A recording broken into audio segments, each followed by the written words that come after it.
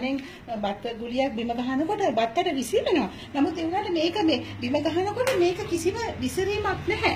මේ බත් ගුලිය මේ කොච්චර හයියෙන් ගැහුවත් මේක නිකන් බම්ප් වෙනවා. බිම ගහනකොට මේකේ බම්ප් වෙනවා. ඉතින් මේ ඇත්තටම අපි හිතනවා මේ හාල් මේ මම ඇත්තටම පිටකොටේ සතසට ගිහිල්ලා මම කම්ප්ලේන් කරාම මැනේජර්ට කතා කරලා ඒගොල්ලන් එවලම කිව්වා ඒක නවත්තලා ඒක සීල් කරනවා කියන එකේ හාල් ටික සීල් කරා.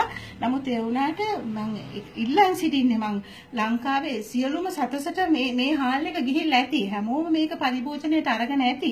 කරුණාකරලා මම කියන්නේ මේ වගේ හාල් තමන්ගේ ගෙදරට ගෙනල්ලා තියනවා නම් ඒ හරි ප්‍රවේශම් වෙන ඉක්මනින්ම මේකෙන් කන්න එපා මේක නවත්තන්න. කන එක නවත්තලා ඕගලන් ගත්ත තැනකට ගිහිල්ලා ඒක මේ නැවතත් බාර දීලා ඕගලන්ට පුළුවන් නම් ඕගලන් උදව්වක් වශයෙන් ඕගලන්ට පුළුවන් නම් ඕගලන් ඒ සතසට ගිහිල්ලා කම්ප්ලේන් කරන්න. මොකද පාරිභෝගික අධිකාරියට ගිහිල්ලා කිව්වොත් විතරයි මේ වගේ දෙයක් අපිට නවත්ත ගන්න පුළුවන්. මොකද මේ හැමෝම ගිහිල්ලා දැන් මම විතරක් නෙමෙයි තව කීප දෙනෙක් හරි ගිහිල්ලා මේක කම්ප්ලේන් කරනවා නම් මේක ඉක්මනටම නවත්ත ගන්න පුළුවන්. මේක ආහාරයට ගන්න එක. ඉතින් අපේ කට්ටිය ඔක්කොම දැනුවත් වෙනවා නම් මේක ලොකු දෙයක් කියන එක මම හිතනවා විශ්වාස කරනවා. ස්තුතියි.